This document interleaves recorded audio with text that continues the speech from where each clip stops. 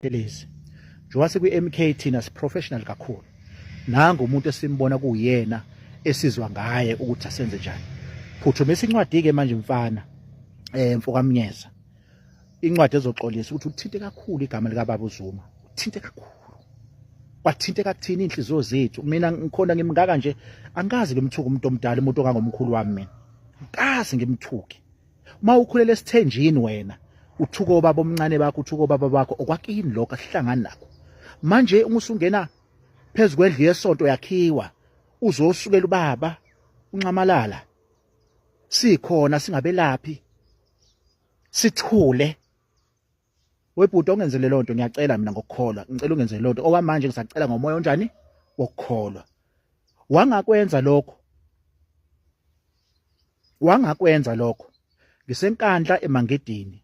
Mawufika nje lapha eGugu ubuza umfana kaMnyasa, udokotela uSibiya okuthiwa uSam, umfana kaMnyasa umseveni welayisi. Ubuze lo mfana loyo, uMnyasa ke kwakuwubaba lo engathatha izikhwama zakhe, owayelapha eZululand.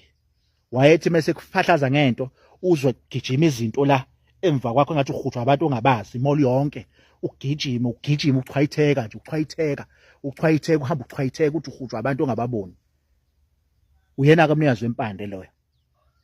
Kwadlula 7 days ungakwenzile lokho, uzozwa. Ngifuna nefamily yakho uma usuphithana nomqondo baba, ifamily yakho ikuhambise lapha, ngiyakunika ilocation, ngikwazi ukukulapha ngoba ngizokufaka nje, ngizokuthi nje kancane ngoswazi oluncane bese futhi ngikulapha. Ngizokulapha nje, ngizokulapha. Awungigijimeleke uhambe wenze le video noma ubhale incwadi uxolise. uNcamalala uyena president wokuqala okwazi ukusifula thina siyinyanga, wasivula imiqondo, sinabameli manje because of uNcamalala we-MK. Uyathunywa ngalo, ufumbathiswa imali wena. Yebo uxakekile, ngiyakubona. Uyathunywa ngapha, ushaya uBaba uZuma. Ungubani wena? Ushaya umkhulu, ungubani wena? Lalela-ke, nginika 7 days. Hamba uxolisa Khehle, khuluma mina kuSibiya la eMbumbulu la engikhona.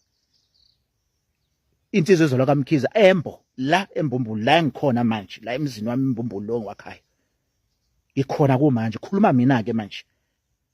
Ukuthi uma ungayikoxolisa kwayena, uma uxolisa umkhulu engasikhuzi, uKhehlezi engasikhuzi, mina ngiyohlofa njengenkomo ngigijime ngibheke esigodlweni. Wena wabona inkomo iBlackman ihlatshwe zemivi, ihlatshwe ziqandi, ngiyesigodlweni ngiyoshisa izinto zakithi.